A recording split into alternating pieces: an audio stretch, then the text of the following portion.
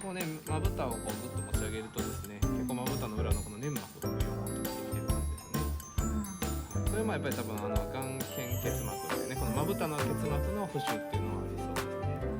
一番多いのはやっぱり猫風邪とかによるね、ウイルス性の結膜炎っていうのが多いですからね。これで見てもらうと眼球ですね、この白目のところはほとんど充血ないんですよね。でまあなんか例えば目に傷があるとかね、痛みがあったりすると大体一応ねこの症状を出してるウイルスがですね、猫ヘルペスウイルスっていうね原因になってることが多いんです。ここに書いてある。でヘルペスと一緒でですね、調子崩す体調崩れると症状が出てくるっていうパターンが多くてですね、ヘルペスウイルスって実は体の中でねこう免疫力とかにやられて完全に消されたんですよね。で今回この目疑ってるのはウイルスなんですよね。なのでゲンタマイシンって直接ねウイルスに効かないんですよ。なので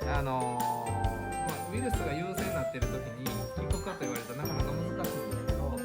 二次感染してるばい菌とかを抑えることでね症状がマシになるっていうことが考えられるので、よくそれでねゲンタマイシンを使うことがゲンタマイシンって抗生剤のね目薬を使うことが多いんですけど、今日もしあれだったらね一回このねネオメドロールというがん軟膏ですね、目の軟膏って今みたいにつけれそうですか。この指にピューと出してもらってですね、横にするんですね。このねまぶたを持ち上げて、この端っこにピッて引っ掛ける感じですね。で眼球の上に乗っけたらあとはまたぎすると全体に広がりますの